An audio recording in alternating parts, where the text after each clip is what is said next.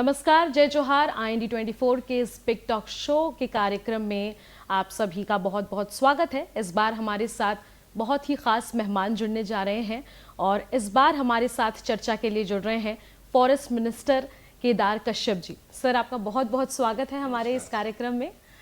सबसे पहले तो सर मेरा ये सवाल है कि केदार कश्यप जी का पूरा बचपन कैसा बीता? देखिए, बचपन में क्योंकि बस्तर से बिलोंग करता हूँ, पूरा ग्रामीण परिवेश रहा।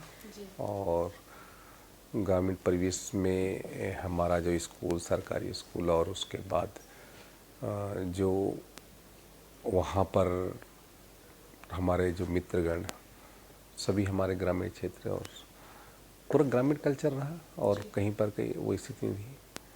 स्कूल से लेकर के पूरे कॉलेज तक का सफ़र कैसे तय किया सर आपने? स्कूल से लेकर कॉलेज तक का सफ़र, मेरी स्कूल की जो पढ़ाई है वो मेरे भानपुर क्षेत्र, गृह क्षेत्र में हुई। और उसके बाद 1 से 1.5 साल मेरी पढ़ाई भोपाल में हुई, पिताजी क्योंकि मध्य प्रदेश में मंत्री बने। और उसके बाद कॉलेज की पढ़ाई मेरी जगदलपुर में हुई। इस तरीके से जो पढ़ाई का जो सिलसिला था उस तरीके से चला। और निश्चित तौर पे वो समय ऐसा था कि अब वो याद आता है तो ऐसा लगता है कि वो समय फिर से वापस आए। सर, अपनी पर्सनल और प्रोफेशनल लाइफ को अलग अलग रखना कितना मुश्किल होता है आपके लिए, या आसानी से आप उससे डील कर लेते हैं? नहीं, पहले तो इतना आसान नहीं होता था, लेकिन मेरी कोशिश होती है कि मैं अपने राजनीतिक जो कार्य हैं उन कार्यों से अपने परिवार, जो मेरे बीवी बच्चे हैं, उनको अलग रखूं। और लगभग उसमें वो भी चाहते हैं कि मैं वो मेरे कार्यक्रम में ना आए, मेरे कार्यक्रम में सम्मिलित ना हो, ऐसी उनकी कोशिश होती है। स्वाभाविक है, लेकिन अलग अलग क्षेत्र है और कोशिश करता हूँ कि परिवार को भी समय दिया जा सके, लेकिन मुझे लगता है कि मैं उतना समय दे नहीं पाता हूँ। आपकी पत्नी शांति कश्यप जी और बच्चे शिकायत नहीं करते हैं कि आप उन्हें समय नहीं देते हैं? हाँ, शिकायत तो करते हैं, लेकिन बाद में उनसे मना लेते हैं, या फिर हम 1-2 दिन के लिए कहीं और चले जा करके फिर पूरा परिवार के साथ में अपना टाइम स्पेंड करते हैं। तो उसमें परिवार के जो बच्चे हैं, मेरे बच्चे हैं, तो वो उस बात से उतना वो भी नहीं करते। सर, आप स्कूल शिक्षा मंत्री भी रहे हैं और बहुत सारे ऐसे विभाग हैं जो आपने संभाले, एक लंबा अनुभव आपका रहा है।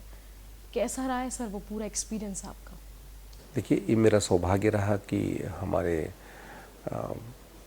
विधानसभा के अध्यक्ष एवं पूर्व मुख्यमंत्री माननीय डॉक्टर रमन सिंह जी के नेतृत्व में जब 2003-04 में जब सरकार बनी, तब से लेकर 18 तक मुझे विभिन्न विभागों का दायित्व निर्वहन करने का अवसर प्राप्त हुआ। माननीय मुख्यमंत्री जब डॉक्टर रमन सिंह जी थे तो उन्होंने जो विश्वास जताया, और मेरी कोशिश रही कि उनके भरोसे में मैं खरा उतरूं। और आज बहुत सारे जो सीख मेरे को मिली है, तो उसमें डॉक्टर रमन सिंह जी का विशेष तौर पे योगदान रहा, और मैं उनको धन्यवाद देता हूं। और अभी फिर से जब हमारी विपक्ष का दौर हुआ, विपक्ष के बाद फिर से सरकार बनी, तो माननीय विष्णुदेव साय जी के नेतृत्व में जब सरकार बनी तो मुझे फिर से ये दायित्व दिया गया है।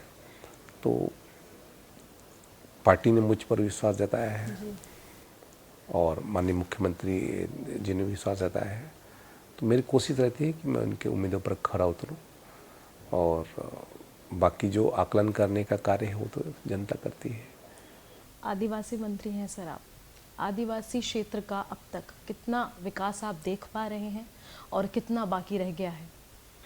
बिल्कुल, पहले बस्तर को काला पानी के रूप में देखा जाता था, और हमने वो दौर भी देखा जब बस्तर में इंफ्रास्ट्रक्चर के नाम पर बहुत ही गिने चुने हमारे ऐसे काम हुआ करते थे, या फिर हमारे उन क्षेत्रों में सड़कों के निर्माण को लेकर के, स्कूल से लेकर के हॉस्पिटल, मेडिकल कॉलेज, अब तो वो सारी सुविधा वहाँ तक पहुँच गई। मेडिकल कॉलेज से लेकर के यूनिवर्सिटी से लेकर के जिलों का निर्माण। नहीं तो एक समय ऐसा होता था कि हमारे जो ट्राइबल लोग वहाँ पर रसद लेकर के, खाना पीना लेकर के कलेक्टर और एसपी से मिलने जाया करते थे। आज स्थिति बेहतर हुई। अब उन क्षेत्रों तक हमारे वाहन पहुंच रहे हैं, उन क्षेत्रों तक हमारी सरकार की योजना पहुंच रही है और सरकार के कार्यक्रमों से आज वो क्षेत्र आगे बढ़ रहा है और अपने आप को साबित भी कर रहा है। आने वाले समय में और बेहतर कार्य करने की दृष्टि से बहुत सारी संभावनाएं हैं।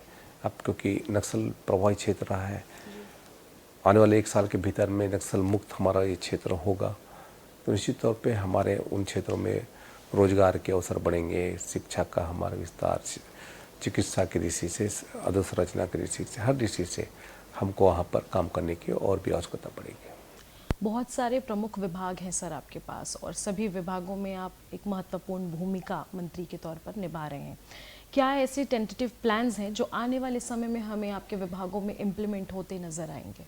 देखिए, सबसे पहली बात यह है कि जैसे मेरे पास वन विभाग है, तो वन विभाग में वनोपज से जितने भी हमारे परिवार पलते हैं और लगभग 13 लाख से ऊपर हमारे संग्राहक हैं वनोपज से संबंधित, उनका जीवन स्तर अच्छा हो, उसके दृष्टि से हम लोग लगातार काम कर रहे हैं और अब स्थितियाँ और बेहतर और करने की हमारी कोशिश जारी है।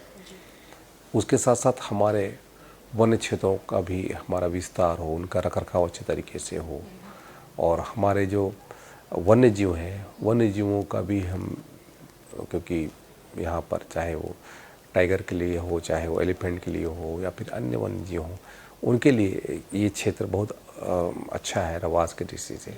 तो उसको और कैसे बेहतर किया जा सकता है, उस पर हमारा जो प्रयास है वो निरंतर जारी है।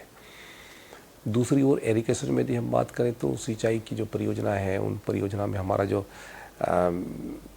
मैदानी क्षेत्र के अपेक्षा जो हमारे ट्राइबल क्षेत्र हैं, उन क्षेत्रों में हम कैसे और इस जल संसाधन को हम कैसे और विस्तार करें, इस दिशा में हमारा योजना है।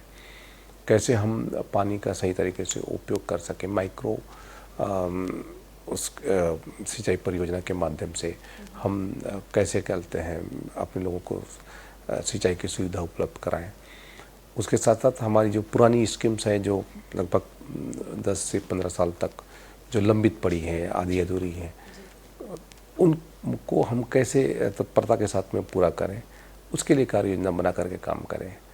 तो ये हमारा उद्देश्य है। उसके साथ साथ हमारा इंटरलिंकिंग का प्रोजेक्ट है, जिसमें हमारा भी इस बार सर्वे का काम अभी जुड़ा हुआ है, जिसमें इंद्रावती को महानदी से जोड़ने का है, सिकासर का है। इस तरह से 2-3 नदियों को उसमें हमने प्राथमिकता से लिया हुआ है। उसी तरीके से हम कोऑपरेटिव के सेक्टर में बात करें तो कोऑपरेटिव के सेक्टर में हमारा सरकार से समृद्धि, उसमें कैसे हम निचले स्तर पर हमारे लोगों को संगठित करें और ज़्यादा से ज़्यादा हम उनको लाभ दिला सकें। सर, क्षेत्र को, राज्य को, स्टेट को जब एक ट्राइबल सीएम मिलता है, ट्राइबल मुख्यमंत्री मिलता है, तो क्या क्या बदलाव देखने को मिलते हैं? देखिए, माननीय मुख्यमंत्री जी हमारे जनजाति वर्ग से हैं, लेकिन उनकी जो सोच है केवल जनजाति वर्ग तक ही नहीं बल्कि पूरे प्रदेश की समस्त जनता के साथ में है, सभी वर्गों के साथ में है। और आज चाहे मतारी बंधन की बात हो, चाहे हमारे तेंदुपत्ता की कीमत की बात हो, चाहे हमारे धान का कीमत की बात हो, अनेकों योजना है जिसके माध्यम से आज देश भर में माननीय मुख्यमंत्री जी की चर्चा है, उनके कार्यों की भी चर्चा है, उनकी शालीनता की चर्चा है, उनके विज़न की चर्चा है। ये कहीं ना कहीं से इस बात को साबित करता है कि हमारे जो ट्राइबल समुदाय के हमारे से माननीय मुख्यमंत्री जी जो हमारे वर्ग से हैं, लेकिन उनकी जो मान्यता है पूरे सभी वर्गों में है और सभी वर्ग को उन सीधा लाभ पहुंचा रहे हैं। सर, छत्तीसगढ़ प्रदेश वन संपदा से भरा हुआ है और अभी फ़िलहाल की अगर मैं बात करूं तो किन किन क्षेत्रों में ये अपनी सहभागिता किस किस रूप में अदा कर रहा है? देखिए, पूरा हमारे क्षेत्र छत्तीसगढ़ हमारा वन संपदा पूरी तरीके से यहाँ पर हमारा जीवन उस पर आधारित है। 44% से ऊपर हमारा वनाच्छादित क्षेत्र है। हमारे यहाँ पर लगभग 67 प्रकार के लघु वनोपज हम लोग क्रय करते हैं। तेंदुपत्ता हमारे जीवन का मुख्य आधार है, जो हमारा 16 लाख मानक बोरा से ऊपर तेंदुपत्ता हमारे यहाँ पर होती है। उसके साथ साथ हमारे बहुत सारे ऐसे विषय हैं जिसको लेकर के हम सीधा सीधा उनको लाभ देने की कोशिश करते हैं। पिछली सरकार में जिन योजनाओं को बंद किया गया उस योजनाओं को हम फिर से चालू कर रहे हैं जी। तो सरकार की संवेदनशीलता इस विषय में दिखाई देती है। 2018 में ऐसा क्या हुआ कि लंबे वक्त से सत्ता में रहने के बावजूद विपक्ष में आपको अपनी सहभागिता देनी पड़ी, विपक्ष में बैठना पड़ा? देखिए, जनता का वो है, और यदि जनता ने का वो रखा कि यहाँ पर यदि विपक्ष की भूमिका हमको निभाना है, तो उसके लिए से हमने अच्छे तरीके से उस दमदारी के साथ में विपक्ष की भूमिका भी निभाई। और कांग्रेस को भी देख लिया 5 वर्षों में उनका जो जिस तरीके से उन्होंने घोषणाबाजी की, लेकिन उन्होंने कोई योजना क्रियान्वित नहीं की, ये तो सबने देखा। और उसका आशीर्वाद है कि आज उन्होंने हमको विधानसभा, लोकसभा और अब हमारे जो स्थानीय चुनाव है उसमें भरपूर उन्होंने आज आशीर्वाद दिया है। और हमें विश्वास है कि हमको फिर से एक नई ऊर्जा के साथ में हमको काम करने का अवसर प्राप्त हुआ है। कांग्रेस ने पिछले 5 सालों में खुद को बहुत ही ज्यादा प्रचारित किया है किसान हितैषी बताकर, उसके बारे में क्या कहेंगे आप? जो लोग किसान हितैषी, आदिवासी हितैषी और छत्तीसगढ़िया इस तरीके से जो कह करके अपने आप को प्रचारित कर रहे थे, जिन्होंने बड़ी बड़ी बातें कही थी, लेकिन जब उन वर्ग के लोगों का जब हित की बात आती थी तो उनको किस तरीके से प्रताड़ित किया जाता था, किस तरीके से धान खरीदी से लेकर के हमारे किसानों के को जो नकली खाद बेचने की बात हो, या फिर हमारे यहाँ पर जो छत्तीसगढ़िया के नाम पर बड़ा बड़ा ढोंग रच करके जब बाहर के लोगों को यहाँ से सांसद बना करके भेजना, ये तो उनका वास्तविक चेहरा, यही वास्तविक चेहरा है। और आदिवासी हितैषी बता करके आज आदिवासी एक मंत्री जेल के अंदर चला गया। आखिर उसके पीछे कौन है, कौन ऐसा काम कर रहा था? मंत्री खुद कहते हैं, अपनी पीड़ा व्यक्त कर रहे हैं कि मैं इसमें नहीं था, मेरे पीछे और कोई था। तो उस बात को कांग्रेस पार्टी को स्पष्ट करना चाहिए। छत्तीसगढ़ आदिवासी बाहुल राज्य है और आने वाले समय में आदिवासियों के लिए और क्या क्या होना चाहिए? देखिए, आदिवासी समाज को यदि कोई दे सकता है तो वो हमारे भारतीय जनता पार्टी है। माननीय नरेंद्र मोदी जी, माननीय मुख्यमंत्री श्री विष्णुदेव साय जी, इन्होंने लगातार हमारे आदिवासी वर्ग को विशेष तौर पे फोकस करके जो योजना बनाई, चाहे तेंदुपत्ता का बात हो, चाहे हमारे लघु वनोपज की बात हो, चाहे महतारी वंदन हो, या प्राधिकरण का निर्माण हो, ऐसे अनेकों कार्यक्रम के माध्यम से हमारे आदिवासी वर्ग का जीवन स्तर अच्छा हो, उसके दृष्टि से लगातार उनकी जो सोच है और उसको परिणित होते हुए हम लोग देख भी रहे हैं। आने वाले समय में और भी बहुत सारी योजनाएं बनेंगी और वो हमारे शिक्षा के क्षेत्र में और रोजगार के क्षेत्र में कैसे हमारे लोग आगे आएँ, उस पर भी हमको और काम करने की आवश्यकता पड़ेगी। सर, छत्तीसगढ़ राज्य निर्माण से लेकर अब तक आप राजनीति में बहुत अच्छी तरह से सक्रिय हैं। क्या लगता है आपको अपने हिसाब से कि क्या क्या काम हो चुके हैं और क्या क्या करना बाकी रह गया है? बहुत सारे काम हुए हैं, बहुत सारे काम अभी शेष बाकी हैं। और राजनीति के क्षेत्र तो ऐसा है कि मुझे लगता है कि किसी को अपने जीवन से संतुष्ट होकर नहीं बैठना चाहिए। राजनीति में सैचुरेशन की स्थिति नहीं आनी चाहिए।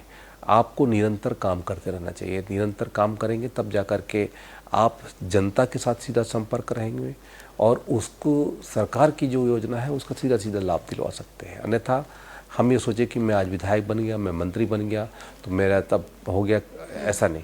मेरे को जो भी दायित्व मिलेगा उस दायित्व में हम ज़्यादा हमको और काम करने की आवश्यकता है, ऐसा मेरा मानना है। आपको पहले से ऐसा कुछ आभास था कि केदार कश्यप जी वापस से एक बार नई सरकार में मंत्री बनेंगे? नहीं, देखिए, सरकार बनेगी ये विश्वास था और सरकार बनी। हमारे लिए सरकार बनना ही महत्वपूर्ण है। मैं मंत्री बनूं न बनूं ये महत्वपूर्ण नहीं है। ऐसे बहुत से लोग हैं जो अभी भी कहीं ना कहीं असंतुष्ट हैं क्योंकि फ्रंट लाइन में आकर उन्हें काम करने का मौका नहीं मिल पाया, तो ऐसे लोगों के लिए क्या कहना है आपका? नहीं, ऐसा नहीं, पार्टी सबको अवसर देती है और आज मैं विधायक हूँ, मंत्री हूँ, तो इसका मतलब नहीं कि मैं जीवन भर मंत्री या विधायक रहूँगा। आने वाले समय में कार्यकर्ता के रूप में ही पहचाना जाऊँगा और पार्टी सर्वोपरि है और पार्टी ने सबको स्थान दिया है। आज मुझे 90 विधायकों के श्रेणी में मैं स्वयं हूँ, तो कहीं न कहीं से पार्टी का विशेष आशीर्वाद रहा है। सबको उन सब चीज़ों से वो करना चाहिए। सीएम के बहुत करीबी रहकर आपको काम करने का मौका मिल पा रहा है और आप बहुत करीबी रहकर उनके काम कर रहे हैं, किस तरीके से उनकी पूरे कार्य करने की शैली को आप देख पा रहे हैं? माननीय मुख्यमंत्री जी के सभी करीबी हैं और सब उनके साथ में मिलकर काम करते हैं, टीम भावना के साथ में काम करने वाले माननीय मुख्यमंत्री जी हैं। पिछली सरकार की भांति नहीं, जो एक तरफ अलग चलते थे और अपने ही विधायक, अपने ही मंत्रियों के खिलाफ में साजिश रचते थे, ऐसे हमारे माननीय मुख्यमंत्री जी नहीं हैं। मुख्यमंत्री जी बहुत ही उसके साथ में दृढ़ इच्छा शक्ति के साथ में हमारे छत्तीसगढ़ को आगे बढ़ाना चाहते हैं। माननीय मोदी जी के संकल्प को पूरा करना चाहते हैं। माननीय स्वर्गीय अटल बिहारी वाजपेयी जी के सपनों का छत्तीसगढ़ निर्मित। एक अंतिम सवाल सर, इस बार ट्रिपल इंजन की सरकार है, इस सरकार से जनता को बहुत उम्मीदें हैं, कैसे इस उम्मीदों पर खरी उतरेगी ये सरकार? जनता ने विश्वास जताया है और उसके लिए हम आभार व्यक्त करते हैं और सरकार जनता के हित में काम करेगी। जनता ने जिस तरीके से हमको ट्रिपल इंजन की सरकार दी है, उस तरीके से हम भी दिन दूनी रात चौगुनी मेहनत करके हम अपने क्षेत्रों को और बेहतर करने की दृष्टि से हम काम करेंगे। तो ये थे हमारे साथ केदार कश्यप, जिनका कहना है कि ट्रिपल इंजन की सरकार इस बार दिन दुगनी और रात चौगुनी मेहनत करके लगातार कार्य करेगी और छत्तीसगढ़ का विकास करेगी। सर बहुत बहुत धन्यवाद आपको। बहुत बहुत धन्यवाद।